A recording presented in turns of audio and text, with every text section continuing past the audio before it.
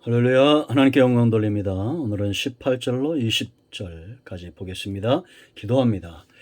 영광과 감사와 존귀가 하나님께 있습니다. 매일같이 이 말씀들을 묵상하는 주의 백성들이 하나님 앞에 있습니다. 축복하시고 위로하시고 격려하시고 새 힘을 덧입혀 주시기를 원하며 예수 그리스도의 이름을 의지하여 간과하는 모든 소원들 가운데 하나님의 선하신 뜻으로 응답하여 주시기를 원합니다. 오늘도 말씀하실 하나님을 찬양합니다. 종이 미약하오니 함께 하시고 눈을 여시고 귀를 열어 하나님 말씀의 깊은 것들을 보게 하옵소서. 오늘도 말씀하실 하나님을 찬양합니다. 이 말씀을 들을 때 마음이 상한 자들이 회복이 되고 병든 육체는 치유되는 회복의 시간 되기를 원합니다. 예수님의 이름으로 사모하며 축복하며 기도합니다. 아멘. 자, 18절까지 20절, 18절부터 20절까지 읽습니다. 첫째 달 그달 열 나흘날 저녁부터 21일 저녁까지 너희는 무교병을 먹을 것이요 이래 동안은 누룩이 너희 집에서 발견되지 아니하도록 하라. 무릇 유교물을 먹는 자는 타인이든지 본교에서 난 자든지를 막론하고 이스라엘 회중에서 끊어지리니 너희는 아무 유교물이든지 먹지 말고 너희 모든 유하는 곳에서 무교병을 먹을지니라. 아멘. 할렐루야. 양식이 여러분 왜 중요합니까? 생명, 살리는 양식이 있기 때문이죠. 그런가 하면 독이 되는 죽이는 양식이 있습니다. 무교절 기간 내내 이들은 무교병을 먹어야 됐습니다. 무교병은 이 백설기, 설탕을 칠하지 않은 백설기, 맛은 없겠죠. 그러나 이것이 살리는 양식이었다라는 겁니다.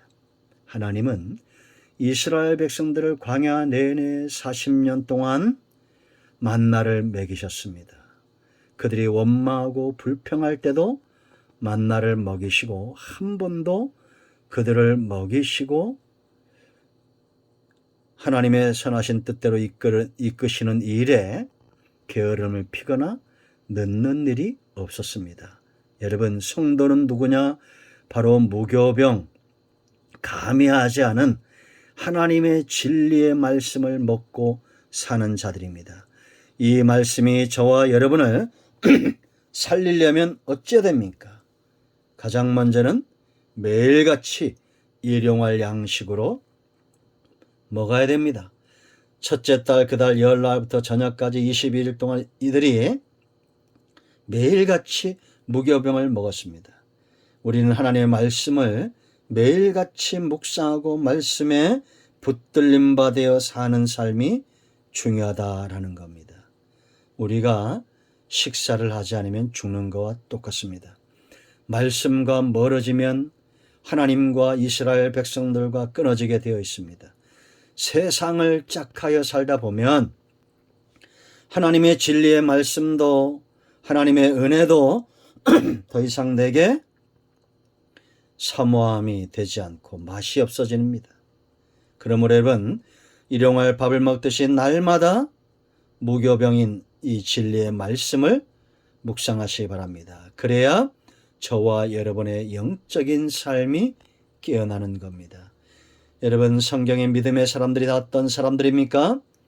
하나님의 말씀을 주야로 묵상하는 자, 그들이 시편 1편에 말 있는 대로 복 있는 자 시냇가에 심겨진 나무와 같은 시절을 쫓아 과실을 맺는 복을 누리는 자들입니다. 절기 내내 무교절 기간에 무교병을 먹었듯이 우리는 하나님의 축제를 경험하는 일생이 되기 위해서는 진리의 말씀을 먹어야 됩니다. 두 번째, 노력을 제거하라, 죄성을 제거하라는 겁니다. 여러분, 우리가 말씀에 내가 듣기에 좋은 것을 더하거나 빼거나 할 이유가 없습니다. 오직 하나님의 말씀이 내게 어떻게 말씀하시는지 그대로 적용하는 삶을 살고자 해야 된다라는 겁니다. 그러므로 여러분, 설교나 성경 공부나 세상적인 재미나 성경에 없는 다른 것들을 말할 때 우리는 조심해야 됩니다.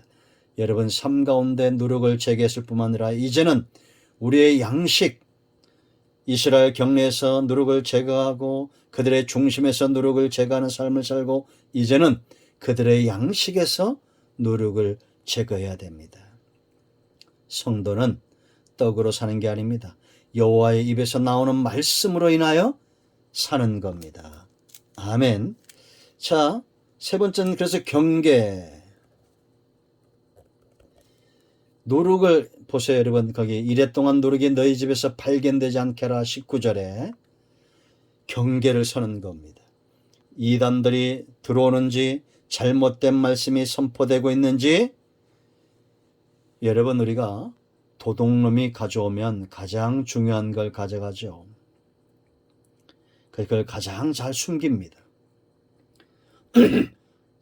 사탄은 뭘 가져가면 망하는지 안다고 그랬죠. 마태복음 13장에 길가 같은 심령이 있습니다. 길가. 그 심령이 길바닥 같아요. 딱딱하다는 겁니다. 말씀이 떨어지면 뿌리가 내리지 못해요. 뿌리질을 내리지 못하니까 새가 날라와서 먹어버리는 겁니다. 여러분, 도둑놈이 들어오지 못하도록 경계를 써야 됩니다. 성령이 행하시는 것 밝히 보여주시고 밝히 들려주시는 이 사역, 여러분 요한이서 10절 11절 읽어보세요. 다른 교훈을 가지고 오는 자는 천사라도 저주를 받을 거라고 했습니다.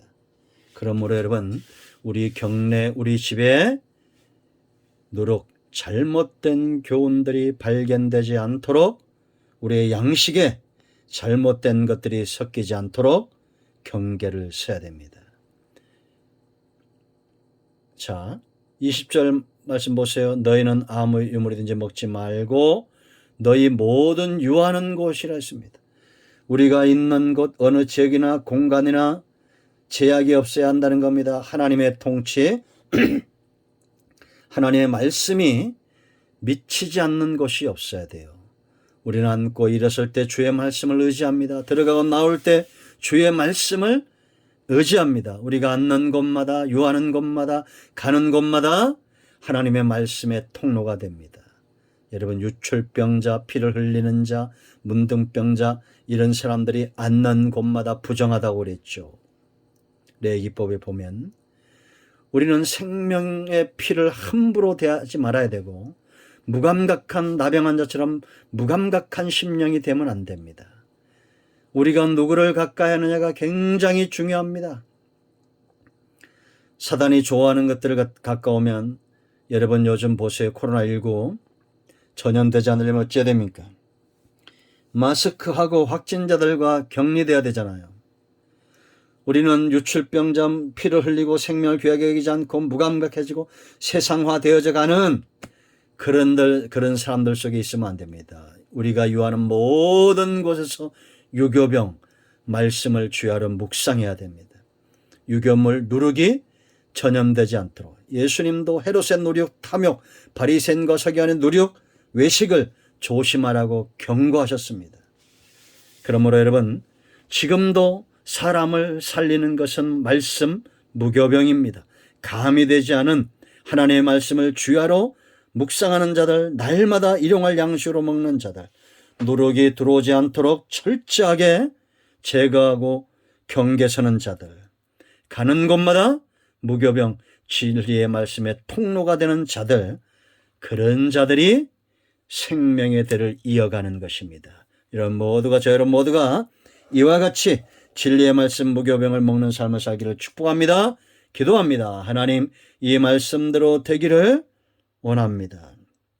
우리의 경내와 우리의 먹고 마시는 모든 것들 속에서 유교병을 먹게 하시고 세상 재미에 빠지지 않게 하시고 하나님의 말씀에 붙들림 받은 삶을 살게 하옵소서. 우리 가운데 병든 자, 마음이 상한 자 치유하시고 회복시켜 주시기를 원합니다. 예수님의 이름으로 사모하며 축복하며 기도합니다. 아멘. 할렐루야. 여러분 모두를 축복합니다. 아멘.